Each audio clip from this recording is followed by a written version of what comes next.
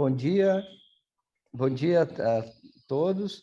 Hoje estamos reunidos para mais um estudo sobre, dessa vez, sobre ASVAL, a segunda etapa.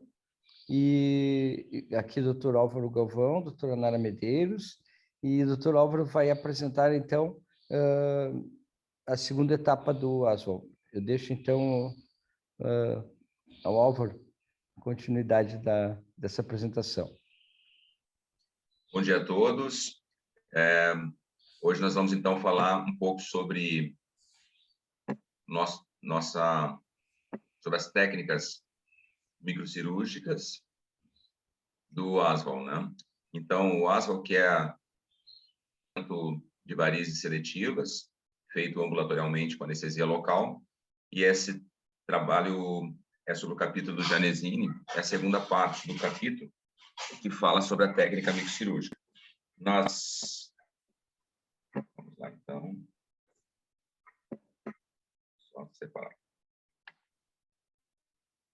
A abordagem hoje vai ser sobre essa técnica, uma abordagem pós-operatória, os resultados que tem na literatura a respeito do ASVAL, e nós vamos fazer uma pequena discussão aqui sobre como cada um trata as varizes. Eu acho que é importante que a gente troque um pouco de ideia para quem vai estar assistindo a gente, ver como é que é a nossa experiência no dia a dia. Bom, a técnica microcirúrgica é uma técnica bastante usada pelos cirurgiões brasileiros também, em que as veias são retiradas através de mini ou microflebectomia. Quando se faz a microflebectomia, na técnica do ASVAL, ele coloca que o uso da lupa é obrigatório, né? Então, a lupa seria aquele óculos com magnificação de 2,5 vezes. As incisões são feitas com essa agulha que é uma agulha rosa, de 40 por 12, né? Inclinada para reduzir as cicatrizes. E os autores do trabalho são europeus, eles usam o gancho de Miller, número 0. Nós, no Brasil, usamos a agulha de crochê. E o princípio todo é também baseado numa busca pela estética, e a flebectomia é um procedimento que deve ser atraumático, com incisão diretamente sobre a veia, então ele faz exatamente em cima da veia, isso depende de uma boa marcação. E a gente tem que evitar sempre de ficar pesquisando a veia embaixo. Por isso que a marcação ela tem que ser muito precisa, para evitar de ficar trabalhando embaixo, não deixar aquela fibrose pós-operatória incomodar um pouquinho. A fim de obter o melhor resultado estético, é evidente que a gente tem que tentar tirar todas as varizes. Pela técnica, a gente deve evitar deixar qualquer pedaço de veia, qualquer trajeto de veia que foi proposto na marcação. Aí ele faz algumas dicas, né? Alguns truques assim, mas bem importantes. Quando for tirar a veia pela técnica de ASVAL, ele coloca que a veia deve ser tracionada suavemente, sempre no mesmo eixo da veia, evitando de tracionar ela perpendicular à incisão ou ao trajeto dela, né? O que dá uma resistência maior do tecido, podendo tracioná-la melhor. E nessa técnica,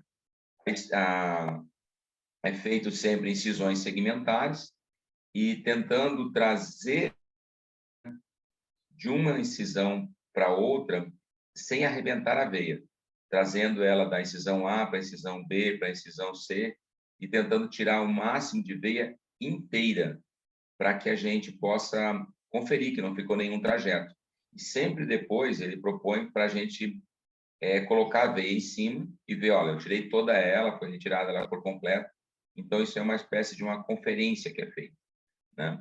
A técnica, ela é uma técnica muito tradicional e que tem alguns truquezinhos de, cada vez que a gente vai tracionando, palpar no trajeto que foi marcado, aonde está a veia para fazer a nova incisão. Então, essa é uma forma da gente estar sempre tracionando a veia e conferir se realmente ela foi tirada todinha. O pós-operatório, então, assim, eu vou falar aqui do pós-operatório proposto pela técnica, como eles descrevem, depois, no final, nós vamos falar um pouquinho sobre como cada um de nós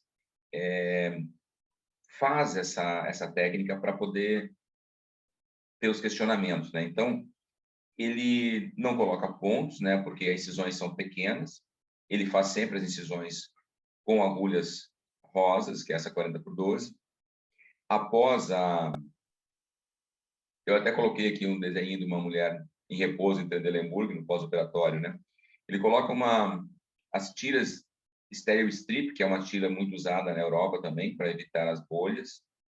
E o paciente, logo após o procedimento, então, só fazendo o processo de hemostasia, ele libera o paciente muito rapidamente, com 1 hora para ir para casa.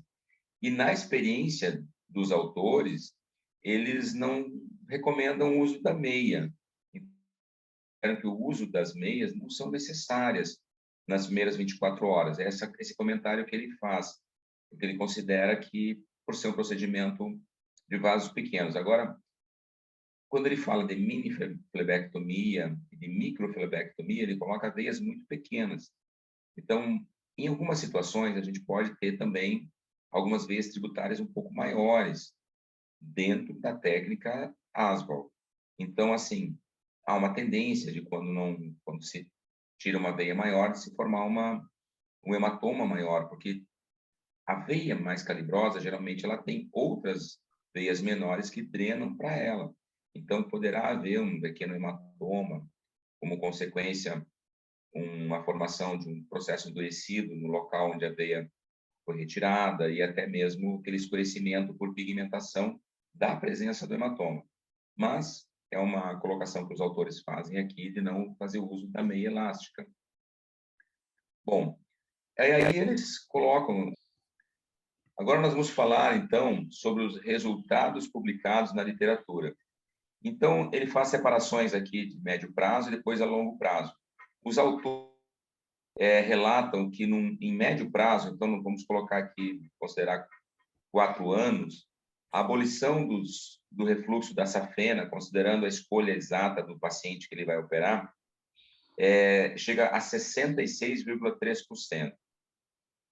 O alívio dos sintomas, dores, peso e cansaço, tem um resultado em 4 anos de 78%.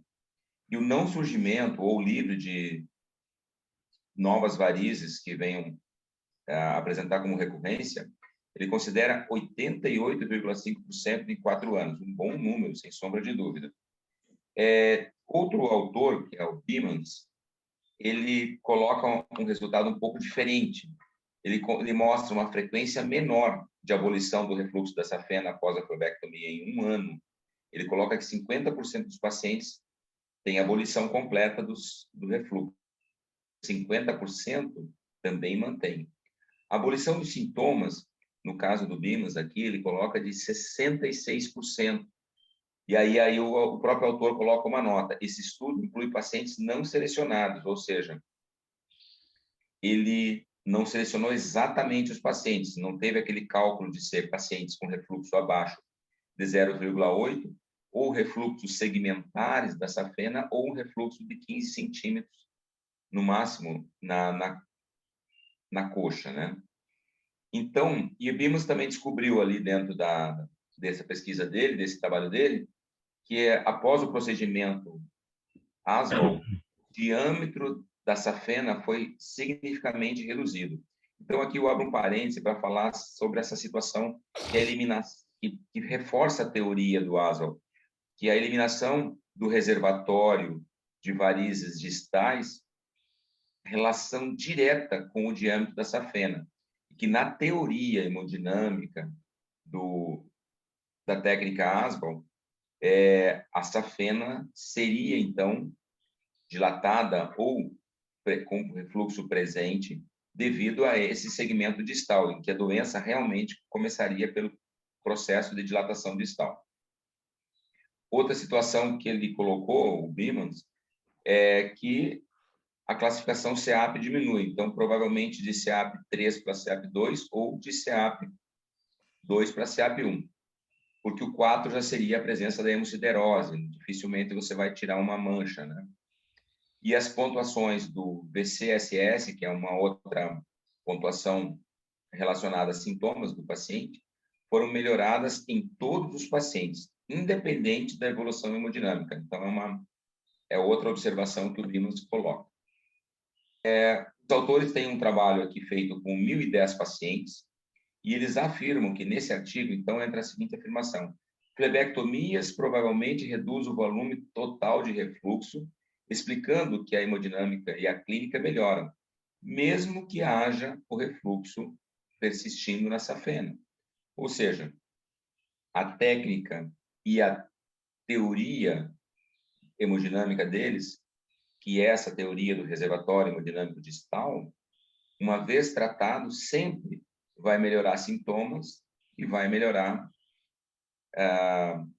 o refluxo da safena, porque não tem para onde a safena drenar, então ela fica como se fosse um represamento, realmente. Aos 5 anos, encontramos a mesma evolução em estudos que acompanharam os 1.010 pacientes tratados até o 5º ano. Então, até o 5º ano, a possibilidade de presença de uma safena persistente ou recorrente no refluxo maior que 0,5 segundos no mesmo tratado estava em 62%. E a possibilidade das varizes clinicamente aparentes terem recorrência, então, um reforço daquela primeiro quadro que eu coloquei, de 87%, e a ausência da necessidade de um novo procedimento, que significaria o não surgimento de novas varizes, 95,5%. E ele coloca que é óbvio que uma proporção significativa de pacientes tem refluxo persistente, mas sem consequência clínica. O que nós também observamos, a presença do refluxo nem sempre tem a presença de dor, sintomas. Então, a gente descobre alguns refluxos que não são considerados doença. São refluxos que têm a sua reentrada em perfurantes, são refluxos compensados pelo sistema venoso profundo. Que é um outro autor, o Zelotto Quinn, publicou também a sua experiência em curto prazo, e ele relatou que a abolição do refluxo da safena magra em 66% dos casos em 1 ano, acompanhado com procedimento ASVAL, foi realizado em população não selecionada, ou seja, mesmo sem selecionar, ele assim encontrou uma melhora dos sintomas, ou seja, que os sintomas estão diretamente relacionados ao compartimento distal. O diâmetro de todas as veias diminuiu significativamente, não importa se o refluxo desapareceu. E a frequência geral de recorrência de varizes seria de 13,5%, ou seja, a não recorrência, 86,5%. E uma outra situação que ele observou é que o desaparecimento do refluxo, diante do RET positivo, com uma safena magra de diâmetro abaixo de 8 com aproximadamente 15 centímetros abaixo da pré-inguinal e com refluxo da veia safena menor limitada, foram associados a uma menor recorrência de varizes. Esse assunto aqui é o que relata realmente a escolha do paciente. Então, para você escolher o paciente dentro da técnica ASVAL, teria que ter esse RET positivo, de diâmetro abaixo de 8 centímetros, e ter um refluxo de aproximadamente 15 centímetros abaixo da prega inguinal, e então um refluxo limitado. Não é uma técnica para quando a gente tem um refluxo pleno da safena, de toda a safena. Então, ele segmenta que a técnica tem que ter parâmetros.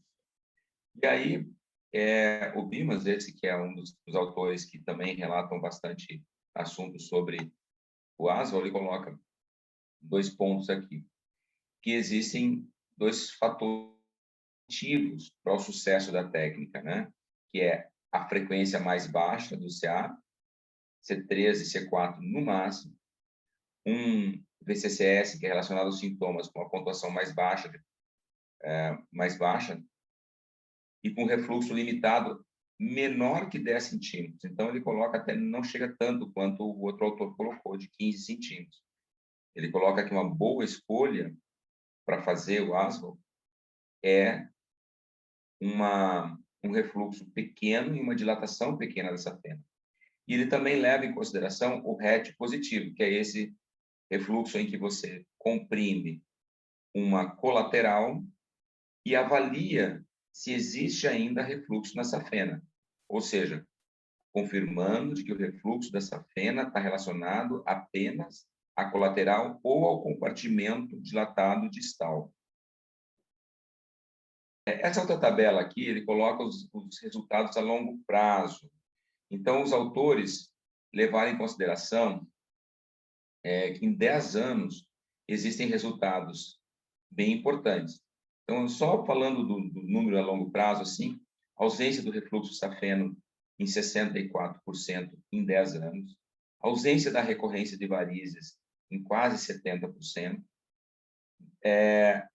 ausência da cirurgia de reintervenção em 76%, melhora funcional, que seria que o paciente não tem uma melhora funcional, exatamente, em 70%, e ele coloca uma melhora estética em 10 anos de 66%.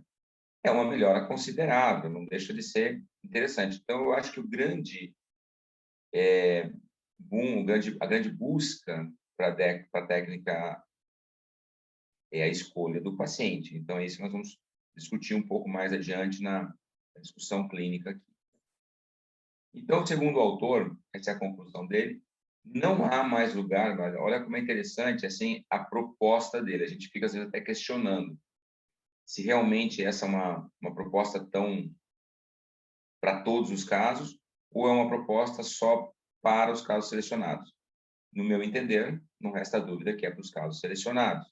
Mas ele faz essa colocação aqui no artigo. Não há mais lugar para a eliminação sistemática da veia safena, dizendo que em numerosos estudos, o refluxo axial da safena está envolvendo apenas uma minoria dos casos. Independente da técnica escolhida, o procedimento deve ser adaptado para cada caso individual e deve envolver a menor agressão. Até aí a gente concorda, né?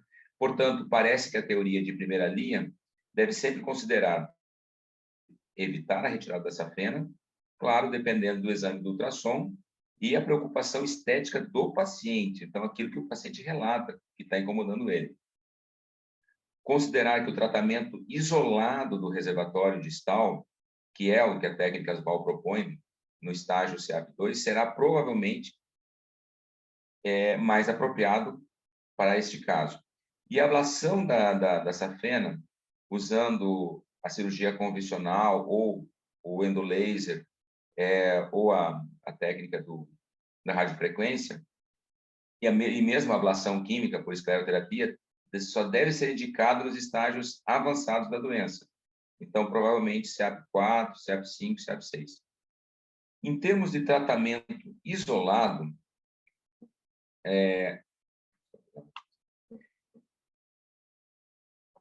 o reservatório de varizes com microflebectomia parece realmente ser a técnica mais apropriada, mas sempre guiada por ultrassom, e ele faz uma colocação que, no caso da escleroterapia, deve-se ter o cuidado de evitar que o esclerosante entre na veia safena.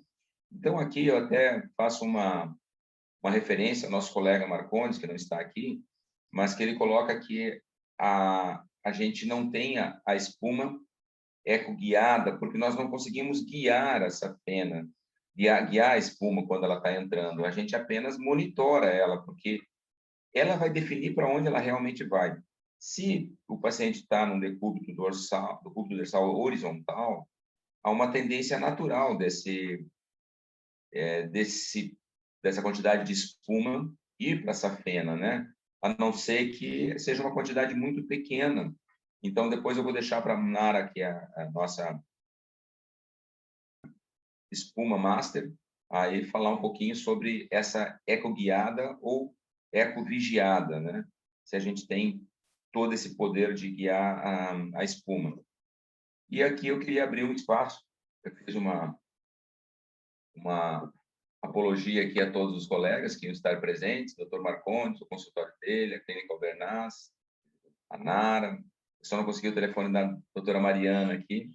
O Dr. Albernaz, quando passou na faculdade de medicina, ali, né, bem novinho. E aqui é um espaço para nós falarmos um pouco sobre a experiência pessoal de cada um. Então, eu gostaria de começar ouvindo a doutora Nara, porque eu acho que é importante a gente entender que essa proposta do ASVAL é realmente uma proposta assim, muito semelhante ao que os brasileiros propõem na busca de uma cirurgia minimamente invasiva, na busca de um procedimento que possa ser feito a nível ambulatorial, trazendo para o paciente tanto menos custos quanto a facilidade de uma recuperação rápida. E também porque há uma tendência natural da deshospitalização do paciente, menos riscos agora na pandemia de levar o paciente para um hospital, fazendo com que o paciente se sinta seguro para fazer o procedimento na clínica, no consultório, ou em uma sala de procedimento, desde que ela seja preparada com toda a estrutura de segurança. Então, é uma busca natural de toda a medicina, um procedimento minimamente invasivo. Então, o ASVAL traz realmente isso aí com técnicas semelhantes, mas cada um de nós acaba desenvolvendo, pela sua experiência, uma maneira muito particular do seu tratamento. Eu gostaria de ouvir a doutora Nara para falar um pouco sobre a espuma, Nara, por gentileza. Abrir seu áudio aí. Álvaro, se tu conseguir fechar o compartilhamento aí. Tá, vamos lá.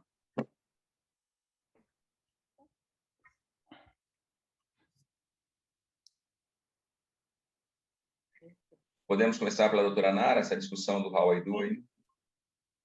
Sim, na verdade, assim, acredito que o ASVAL, ele é meio que a base da nossa flebologia, né, da nossa técnica de flebectomia. É uma técnica que ela é específica para certos tipos de pacientes, mas que é uma ótima técnica para esses pacientes, né, ao meu ver. Na verdade, acho que a maioria de nós cirurgiões vasculares temos no nosso consultório um percentual de pacientes assim muito alto de CAPs baixos, né, de CAP C2, CAP C3. Quando há um refluxo segmentar de safena assim pequeno, em coxa, eu acredito que essa técnica da flebectomia para preservar a safena é a ideal, porque é menos invasiva, como você falou, é melhor a recuperação para o paciente. Há alguns anos eu faço menos flebectomias porque passei a usar mais primeiramente a espuma e depois o laser mesmo. Hoje eu uso muito mais o laser do que a espuma. Eu uso muito as fibras mais finas para fazer as tributárias. E observo isso mesmo que os trabalhos mostraram aí, no dia a dia do meu consultório, que os sintomas dos pacientes melhoram, o refluxo permanece, o diâmetro da safena diminui realmente ao longo dos anos, mas que essa persistência da ausência de sintomatologia, ela perdura. Eu acho que até um pouco mais do que essa estatística, ele chega mais ou menos a 50%, né, em 10 anos, eu acho que mais do que isso. Tenho pacientes, assim, no meu dia a dia, há uma persistência da ausência de sintomas mesmo. Com relação à espuma, não dá para realmente guiar a espuma com o ultrassom, mas a verdade, assim, até que ponto isso se faz necessário? Por quê? A quantidade de espuma que entra na safena quando você faz a espuma numa tributária é muito pequena. E o contato dessa espuma na safena com o sangue acaba inativando o agente, o podocanol. Então, para que acontecesse alguma alteração realmente na safena, teria de termos uma alta concentração de polidocanol e uma alta quantidade de polidocanol. A técnica do ASVAL, vamos dizer assim, com a espuma é totalmente possível, sim. Isso eu faço no meu dia a dia. A gente pode tratar as tributárias com a espuma e vai ser eficaz. Com relação não é tanto a questão da ação da espuma na safena, esse monitoramento, é mais a questão de evitar grandes volumes para evitar complicações como complicações sistêmicas mesmo, como embolia, AVC, que é possível acontecer com a espuma, mas é muito raro. Mas com relação à ação da espuma na safena, não há preocupação realmente. Eu vi que o autor falou isso ao final do capítulo, mas eu discordo dessa questão de que o problema da espuma é que possa entrar espuma na safena. Entende? Se a gente faz espuma tributária, realmente a quantidade é muito pequena. E eu ainda prefiro, né, o uso do laser mesmo para as tributárias, porque a gente consegue tratar de forma mais precisa, a gente consegue fazer um ASVAL mais preciso, né? Vamos dizer assim. E é uma técnica que eu uso. Esse transdérmico que você está falando. Oi? O transdérmico que você está falando. Os dois, verdade. Tanto o transdérmico, eu uso o transdérmico para tributárias até mais ou menos 1,5, 2 milímetros. Às vezes uso um pouco mais calibrosa quando associo com a espuma, que eu também associo a espuma ao laser transdérmico, mas também o endolaser. O endolaser também. Né? Hoje nós temos fibras mais finas e conseguimos fazer, porcionando essas tributárias com gelco, a ablação delas. Na verdade, eu já faço já há algum tempo, eu já fazia com a fibra plana, e só que agora com essas fibras radiais mais finas é melhor ainda, porque ela navega muito melhor na tributária. A fibra plana precisava fazer muitas punções. Hoje a gente diminui menos a quantidade de punções que a gente faz tributárias com a fibra radial. Albernaz, a sua experiência pessoal em relação ao ASVAL, o que você... Bom, eu tenho algumas ponderações para fazer sobre o que foi apresentado. Começando pela incisão, tá? Eu acho que a incisão com agulha rosa, ela é excelente para quando as tributárias são muito finas. Então, a gente consegue com a própria agulha de crochê tirar.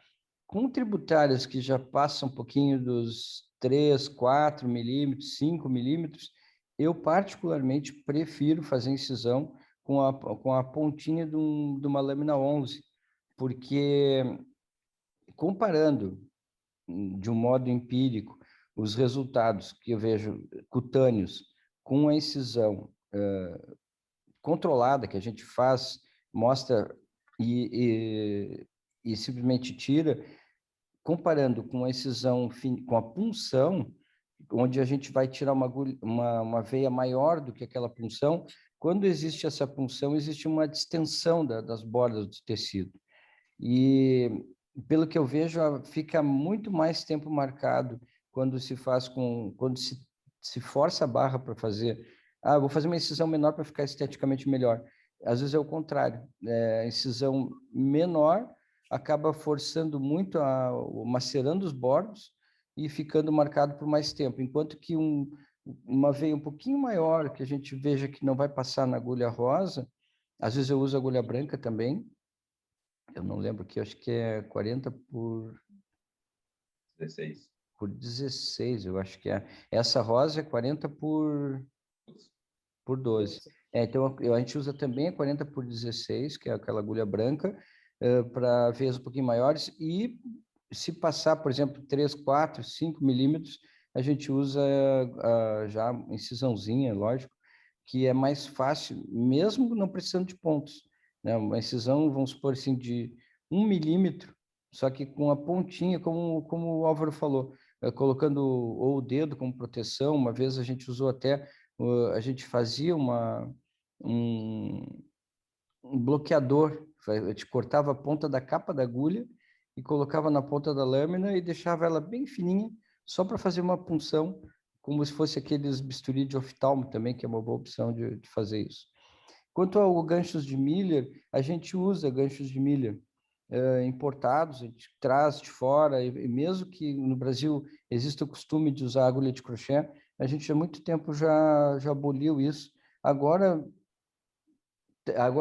tem no Brasil para vender umas agulhas de crochê fabricadas para procedimento cirúrgico, então elas têm até uma haste para segurar de plástico, que eu acho muito, muito legal aquilo ali, fica realmente até mais, a gente acabou usando mais essas agulhas do que a gente usava antes.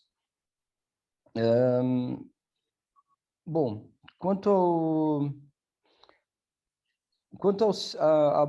aos trabalhos apresentados ali, e me chama muita atenção que são poucos trabalhos comparando outras técnicas. Seria interessante, né, que se pudesse pegar o Aswald e comparar com alguém que fizesse, por exemplo, uma ablação sistemática de safena para todos os tipos de safena e poder fazer esses trabalhos comparativos, porque ali não existem trabalhos mostrando, pelo menos nesse capítulo, que sejam comparativos e o mais importante, na minha opinião, que mostre o resultado relatado pelo paciente, o Patient Related Outcome, que é são os questionários de qualidade de vida. Eu bato muito nisso, sou um defensor, eu solicitei para a Universidade de Aberdeen que pudesse usar o Aberdeen como aplicativo, a gente desenvolveu isso, e a gente tem usado sistematicamente, inclusive como um controle de qualidade do nosso trabalho na clínica. E assim, me chama muita atenção usar o VCSS e o CEAP como parâmetro para ver o resultado e não usar o próprio resultado do paciente. O paciente dizer se ele melhorou os sintomas, isso é uma coisa que eu acho que seria muito importante ter trabalhos para frente que considerassem também os PROs, que é os resultados são os questionários de qualidade de vida. Quanto à ablação, o que eu achei muito interessante do Aswald é que ele simplesmente ele pegou e colocou todos os critérios que a gente usa na prática, ele formalizou isso. Disse, olha, existe um segmento de safena curto, de 10 centímetros. Eu tenho certeza que a maioria de nós, pelo menos do nosso grupo, torce o nariz quando olha um segmento assim. Eu não vou fazer uma ablação no segmento curto.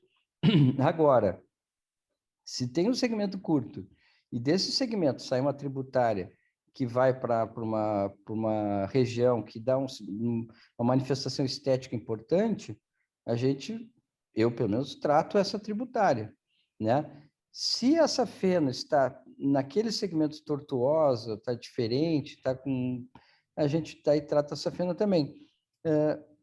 Eu vejo que ele fez um critério bem razoável, assim, em termos, considerando o diâmetro de safena, considerando o segmento, a extensão da safena, considerando o CEAP baixo.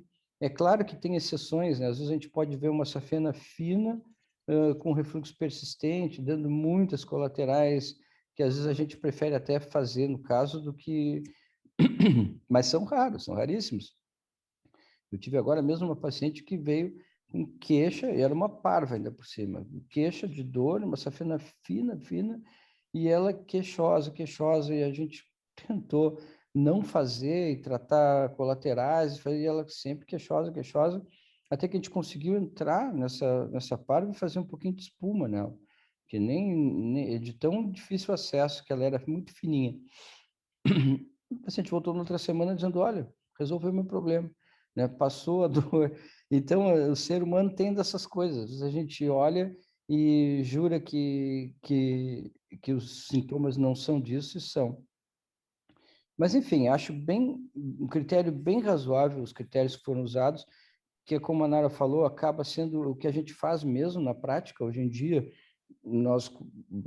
escola brasileira, vamos dizer assim, a gente faz Aswald, né? Mas eu, muitas vezes, fico me questionando será que não teria um outro nome para a técnica que a gente usa? Ou a gente criar um nome novo para isso, ou a gente talvez publicar como sendo Aswald, mas uma atualização de Aswald. Por exemplo, tributárias. Aqui no nosso grupo de estudos, a gente tem uma minoria, que é uma minoria no Brasil, mas é uma coisa que eu também concordo com a Nara, eu faço a mesma coisa. Eu faço endolaser em tributárias na saída da safena. Então, eu já prefiro não fazer corte, retirada, eu faço endolaser e depois o restante que sobrou, a gente espera, usa daí a estratégia da Shiva, imagina que elas vão desembocar em alguma perfurante, né? E elas realmente diminuem bastante, murcham com critério, a gente consegue bom resultado. Às vezes usa espuma, a gente usa em alguns casos, e usa também flebectomia, se for o caso, mas cada vez menos. É impressionante como a gente cada vez faz menos flebectomia. Então, essa utilização de laser em tributárias, eu acho que vai haver um crescente, uma tendência crescente no Brasil e no mundo todo, de cada vez usar a técnica de preservação, usando, ao invés de fazer o laser na safena, fazer o laser nas tributárias que tenham o RET positivo, que sejam já um pouquinho mais significativo. E para encerrar, me chama a atenção o que eu estranho até é o resultado de abolição de sintomas em um ano, tá? Apesar de dizer 85% de abolição de sintomas num grupo e 60 e poucos por cento de abolição de sintomas no outro grupo. Eu acho difícil que qualquer um de nós fique com uma clínica de varizes com renome, que se mantenha, com prestígio junto aos pacientes, se a gente tiver um resultado só de 66% de abolição de sintomas em um ano. Eu acho que ninguém consegue. Tu pega 100, 10 pacientes chegam no consultório, tu só melhora, que tu indica o procedimento, só melhora sintomas em 4 pacientes. Eu acho que talvez seja eu não quero julgar, assim, acho que pode ser que o critério que eles têm usado tem sido um critério muito rigoroso, mas, assim, acho difícil a gente conseguir, em clínica privada, os pacientes, eles realmente, se persiste algum sintoma, eles vão dizer, olha, está doendo, não melhorei, não passou, e a gente ou chega à conclusão que indicou errado, e aí manda para o ortopedista para ver, mas isso deveria ter sido feito antes, né?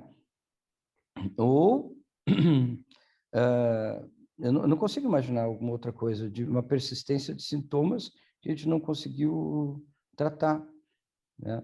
Isso eu até queria ver a opinião de vocês. Me chamou a atenção isso. Eu acho que talvez quando se consideram outras coisas, recidiva, o índice de recidiva realmente é baixo, quando se considera a safena pura, o refluxo de safena, o refluxo persistiu, mas o paciente ficou sem sintomas. Ok. Enquanto se falar dos pacientes, se o paciente melhorou, ok. Mas a gente usar o critério de simplesmente, houve diminuição do volume da safena, houve diminuição de refluxo, isso para o paciente não quer dizer nada. Não significa absolutamente nada. O que se interessa para ele é se ele melhorou os sintomas, né? E ainda mais entra outra parte que entra muito no nosso trabalho, que é a estética, que a gente não pode considerar melhor estética como o alívio de sintomas, né? Mas também deve ser considerado, se o resultado, a intenção do tratamento foi para melhor estética, o endpoint nosso é melhor estética, isso talvez tivesse que ser considerado também. Então, eu falei muitas coisas aqui, mas eu vou tentar ordenar o pensamento. Eu acho que a gente ou teria que criar um segundo tipo, uma outra nomenclatura porque a gente faz um pouco de asval e usa a estratégia Shiva para fazer a diminuição de volume dessas vezes residuais, mas a gente também usa espuma, também usa flebectomia, também usa procedimentos ablativos com endolaser e usa o laser transdérmico também para redução de varizes quando são um pouquinho maiores. Então, parece que é um asval, mas é um asval ampliado, assim, não sei como dizer isso. Ou a gente assumir isso, se empoderar disso e fazer um trabalho entre nós, mostrando tudo isso que a gente faz, chamar isso de asval e publicar. Eu não consigo ver uma coisa diferente. Eu queria ver a opinião de vocês. Eu acho que você foi muito feliz em falar dos sintomas. Eu acho que, em primeiro lugar, o paciente ele tem que ser avaliado em que a gente ouça com os olhos também, veja como é a queixa do paciente, o que ele está tendo como intenção ao chegar ao consultório. O que eu considero a queixa e essa avaliação, ela tem que ser uma avaliação, não vou dizer holística, mas uma avaliação completa. Os sintomas dos pacientes relacionados a peso, cansaço, desconforto, sensação de queimação, tem muita relação com o edema que o paciente tem ao final do dia. O edema que aumenta no período pré-menstrual. Então, assim, ouvir isso do paciente, prestar muita atenção, e conforme a idade do paciente, a gente vai vendo que os sintomas podem ser advindos da doença do edema, da doença funcional vascular, mas que, às vezes, não é só as varizes que causam esse problema. Então, é muito importante a gente olhar, por exemplo, se o paciente tem uma doença microcirculatória, como, por exemplo, um aumento da permeabilidade vascular, capilar especificamente, em que ele perde mais líquido, se ele tem redução, se ele tem perda de proteínas na urina, se ele tem uma alteração da função renal, se ele tem uma alteração cardíaca, no caso de uma senhora mais idosa que possa desenvolver o edema por conta de ter uma insuficiência cardíaca, ter uma pré-carga maior. Então, eu sempre costumo avaliar isso para não indicar uma cirurgia como fonte de solução do problema. Então, eu vejo que no tratamento clínico, a gente não discutiu aqui nenhum desses momentos, medicamentos ou ações sobre o tratamento clínico das varizes.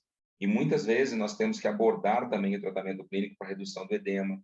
Não são só flebotônicos que existe dentro da clínica vascular. Muitas vezes a gente tem que associar diuréticos, muitas vezes tem que olhar para o paciente como uma doença cardíaca associada. Então, depois que nós temos esse descartado a doença constitucional, a doença funcional do paciente, é que a gente vai poder discutir a técnica. Mas, no conjunto, eu vejo isso como extrema importância. No tangente à técnica vascular específica, em que a doença seja só das varizes, o médico cirurgião vascular, no meu entender, ele tem que ser um profissional que consiga interpretar a física da doença vascular, que é essa condição hemodinâmica. Então, não apenas colocar o paciente em pé, em uma boa iluminação, palpar o paciente, olhar o cacifo, verificar exatamente onde estão as perfurantes, mas fazer o ultrassom do paciente, ter paciência de procurar a origem da doença através do ultrassom, através da queixa que o paciente tem. E no primeiro momento, que é na avaliação, a gente consegue identificar, na maioria das vezes, aonde está a causa do problema. E aí iniciar já o procedimento, a proposta de tratamento para o paciente, através da fotodocumentação, o uso do Benvil, a presença ou não de veias colaterais. E quando da marcação do paciente, eu começo pela seguinte ordem. O paciente entra na sala sem ar-condicionado, tem que deixar o paciente um pouco em pé para dilatação dos vasos. E aí eu começo pela palpação, pelas as veias palpáveis e visíveis, que são as primeiras a serem marcadas. Depois eu vou para as veias menores, que eu uso o Benviewer, no caso, como um fator de realidade aumentada. E depois eu vou usar o ultrassom por causa da questão do gel, né, que é o último a ser usado. Então, no ultrassom, eu vou identificar onde estão realmente as perfurantes para facilitar as incisões, o diâmetro da safena. Eu faço um segundo estudo do paciente na hora da marcação do paciente. E uso a marcação da seguinte maneira: as veias lineares, que são as flebectomias, e eu circulo as veias que vão ser feita esclerose ou laser. Então, eu defino, porque quando o paciente deita, olha, essa aqui eu defini que vai ser com o paciente em pé, que vai ser tratada com a flebectomia. Então, são essas que vão ser retiradas, aos pontos para ser feita a anestesia local, e os pontos circulares, que são os pontos que vão ser feitas as aplicações. Gosto muito de usar a lâmina 11. Hoje tem umas lâminas que são lâminas de carbono, e eu uso uma técnica de segurar a lâmina, mas deixando só a pontinha, 1/3 da lâmina, mais ou menos, da parte que corta, para que quando eu pressione, ela fura apenas a parte final da lâmina. O dedo, estando protegendo, ela não deixa penetrar e não fazer um corte tão grande. O pós também sem pontos, a gente usa micropore. A forma de ter um micropore estéreo é uma técnica bem simples, a gente usa o micropore que fica dentro de um frasco com formol, então ele não vai para esterilização de autoclave, nem óxido de etileno, então ele reduz muito a probabilidade de ter bactérias ativas ali. Não costumo usar antibiótico no pós-operatório, uso só anti-inflamatórios. E eu tenho o costume de colocar o paciente em Trendelenburg pelo menos 2 horas no consultório antes dele ir para casa, observar se não teve nenhuma reação, absorção do próprio anestésico, e o paciente já sai da sala de cirurgia, da sala de procedimento, com a meia. Uso uma meia 20-30, né, compressão de 30 milímetros no tornozelo e 20 na coxa. E as orientações são para que, num prazo de 7 dias, o paciente retorne ao consultório. É claro que a gente libera para deambulação também.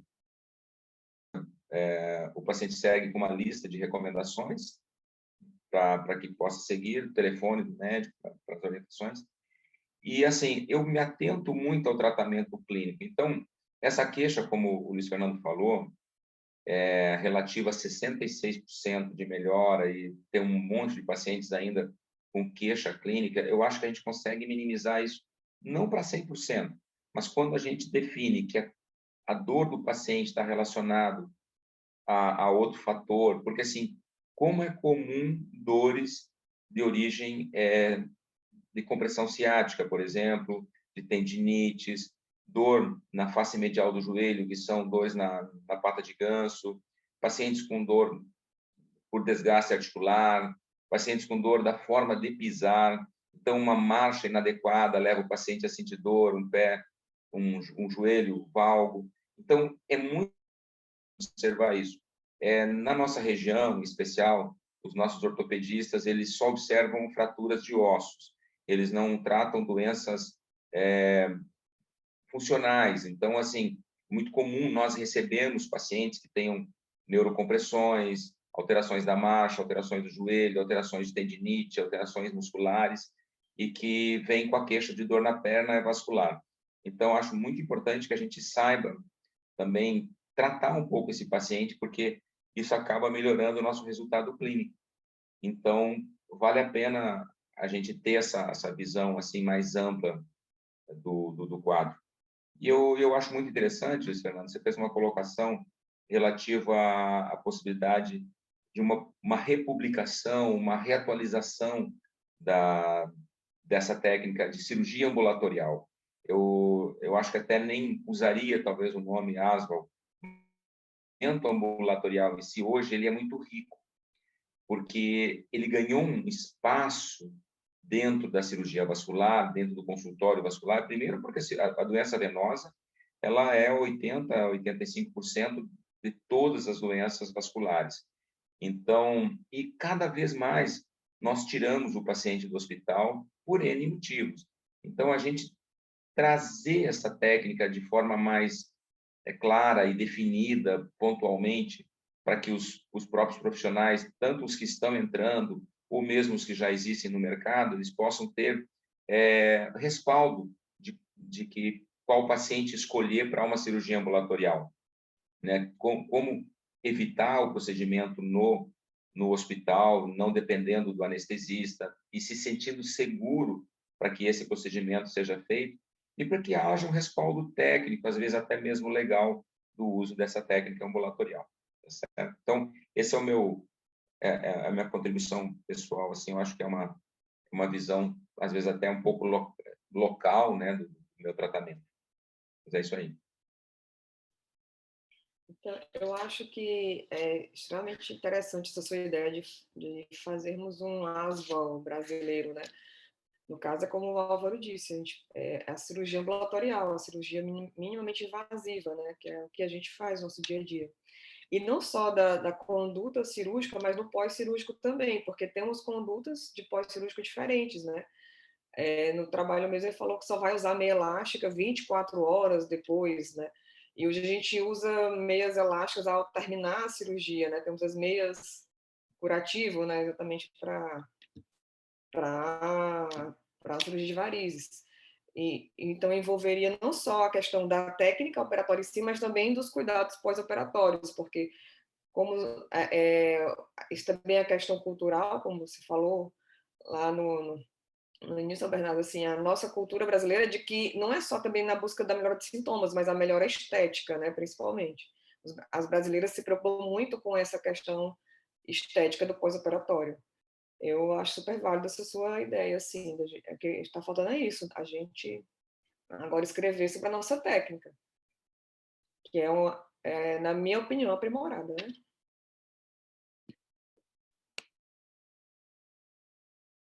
Legal. Eu fui dar uma relembrada aqui da qual é o termo que usam para quando a gente não considera o resultado do paciente, para o paciente.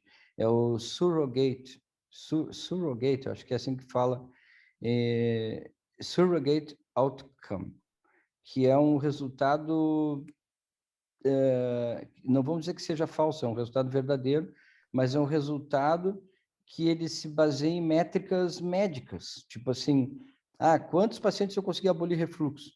Bom, para o paciente não interessa nada, absolutamente nada, se ele aboliu o refluxo ou não aboliu. Interessa para ele se ele melhorou ou não, né? Então, por isso que a gente sempre bate muito nos questionários de qualidade de vida. E acho que a gente pode evoluir agora voltando ao assunto do que a Nara estava falando.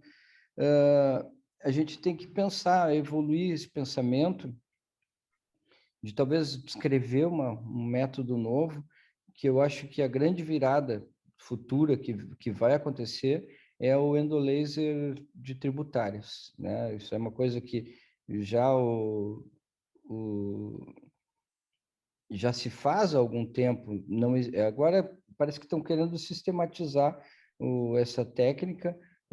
Tem um colega que já está colocou um nome próprio para isso, né? Mas a gente, por exemplo, César Carmelino fazia essa técnica de laser em tributárias há muitos anos no Peru, e agora parece que a gente conseguindo associar esse endolaser de tributárias com o Shiva ou com o Asval, a gente vai conseguir ter um resultado, pelo menos eu estou muito animado com isso, acho que vai ser uma tendência mesmo, né? Quanto a gente mudar de fibra de nome... 400 e a de 600, ou também fibras de 200, uma fibra menor ainda? Livro de 200. Se vocês me permitirem, eu vou mostrar para vocês uma foto aqui. Posso mostrar? Claro. Aqui, ó. Uhum. Olha só, Álvaro. Uhum. Uma agulha fina, você está usando, parece um Jalco 20. É um É um Jalco 20. É um Jalco 20? Não, É um 22, Jalco 20. Eu acho que é o 22 até. Acho que é 22 é o o 22, né? O 20 ele é É, rosa, acho que é 22. esse é 22, é. E assim, ó, é uma coisa muito simples de fazer, muito interessante, porque pelo menos a gente não trata o resto da tributária, a gente fecha a saída dela quando o laser, quando ela está muito próximo da pele, a gente simplesmente não faz nada, espera uns 30 dias. E aí, se ela entrar num diâmetro, se ela for realmente encostada na pele, que estiver aparente, a gente faz o laser transdérmico. Se ela for aparente na pele e for muito dilatada, aí cai na flebectomia.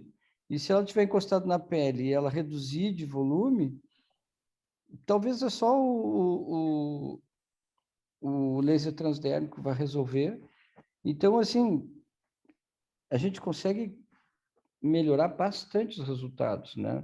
E complementa lá no final com alguma coisa, se precisar, faz espuma, também, como a Nara falou. Mas aí, sem essa neura de que a espuma pode progredir para fechar um segmento da safena ou não, porque a gente já fechou aqui com laser, né? A passagem está fechada. E você costuma estudar esse remodelamento da safena dentro do consultório, do tipo o acompanhamento do diâmetro dela, quando você não tira, ou apenas... Mas eu acho que principalmente os sintomas, né? A gente usa como fator principal. Né? É que, na prática, assim, a gente trata... Quando tem refluxo pequeno de safena, a gente praticamente ignora, assim, trata o trajeto, mas não estuda se lá no futuro esse refluxo vai ser abolido. Mas a gente tem tudo registrado, até se tiver tempo, pode se pegar no prontuário e começar a olhar e fazer um estudo retrospectivo e até chamar os pacientes para ver como é que está a parte da safena. Mas, normalmente, quando tem refluxo de safena com diâmetros maiores ou com muitas colaterais, a gente trata a safena também. Nesse caso, a gente preserva quando é um segmento pequeno, mas fecha a tributária.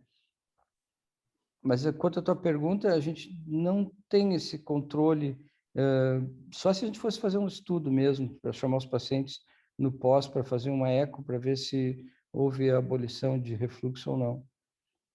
Mas seria uma ideia boa. A Bernardo, só para deixar claro aqui sobre a questão de fazer da espuma na tributária, a questão de fazermos a espuma na tributária da safena não é o risco de fecharmos uma safena, porque para que haja lesão na parede da safena, a gente precisa de uma grande quantidade de volume de espuma, porque o polidocanol tem que ficar um tempo em contato com aquela parede para poder causar o dano, e uma concentração alta também, que geralmente a gente não vai usar concentrações altas em tributárias, vai usar concentrações mais baixas, certo? Então, você lesionar, fechar uma safena tratando a tributária é muito difícil por essa questão. Agora, seria mais pela preocupação inversa, ou seja, da safena, se ela tiver um fluxo muito alto, ela estiver alimentando essa tributária, dela reabrir a tributária. Então, Entendi. a gente não trataria a tributária de forma eficaz.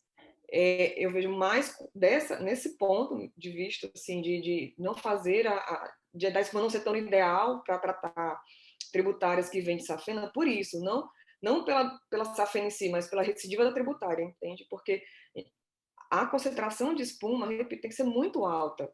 E na hora que aquele sangue que está na tributária entra na safena, ou aquela espuma entra na safena, ela entra em contato com o sangue, ela é inativada. O protocolo também é inativado. Então, existe uma concepção equivocada dessa questão de fazer espuma na safena. Para tratarmos uma safena, a gente precisa puncionar a safena diretamente, o ideal, e usarmos uma concentração específica para a safena, que tem que ser mais alta, 3%. 2%, né? Enfim, então, é mais por Legal. esse aspecto. Isso é bom. Eu queria te fazer uma pergunta, Nara. Desculpa, Fernando. Você costuma fazer o Trendelenburg para esvaziar a safena, para que você tenha, durante o procedimento, ausência de sangue e colocar uma espuma mais pura? Ou você deixa o paciente no decúbito horizontal? Você tem algum... Porque eu já vi assim, várias técnicas de pacientes que são funcionados até sentados, né? Coloca-se vários gelcos ou scalps no paciente para poder funcioná-lo, porque para funcionar a gente tem que ter um espaço viável, né? Você costuma fazer de que forma, Nara? Eu faço decúbito dorsal, posiciono a safena deitado, mesmo guiado com ultrassom, né? E não posiciono o paciente nem em pé, nem sentado. Posiciono ele como a gente posiciona para uma endolaser, guiado com ultrassom. Porque, na verdade, assim, até a técnica do catéter com a espuma, ela veio mostrar-nos o seguinte, que não é lavar a safena para fazer espuma, não aumenta a eficácia da espuma, entende? Não aumenta a eficácia da espuma. Isso a gente já tem mostrado nos trabalhos. Agora, a técnica em que você usa a moca, em que você causa um dano da parede e injeta o polidocanol, aí permitindo uma ação maior do polidocanol na parede, sim. Isso potencializa e muito a eficácia, isso aumenta muito a eficácia da espuma. Né? A questão que ainda há discussão aqui no Brasil é a a moca, né, ela ainda é cara. Então, assim, você chega a um valor do endolaser. Se a gente tem uma técnica superior que tem um valor melhor, por que a gente vai usar uma outra técnica? Não é isso? A questão é mais essa, mas aumenta muito a eficácia da espuma, a questão de você lesar a parede. Porém, lavar a safena, enfim, isso já é comprovado que não aumenta a eficácia, entende? Então, colocar em Trendelenburg, não faço. Funciona de computador sal. Eu uso espuma em casos específicos na safena, né? Eu uso quando não consigo usar o endolaser, quando não há possibilidade de usar o endolaser. É assim que eu uso a espuma. Ela hoje, na safena, para mim, ela é uma exceção. Mesmo quando o paciente tem úlcera, eu ainda ofereço a limitação do paciente também o endolaser, né? E agora com a fibra de 200 que eu vou começar a usar, eu vou usar as perfurantes, né?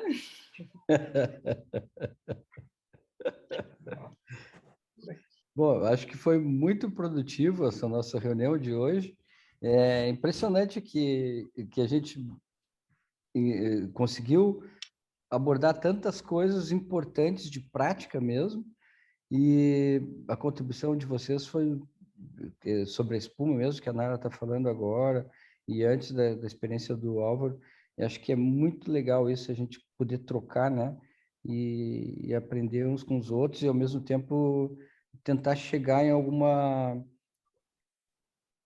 evolução, né? Do que a gente já tem hoje. Então, quero agradecer vocês por esse momento tão bom que a gente tem, né? E até a próxima semana. Então, tchau, um abraço a todos. Tchau.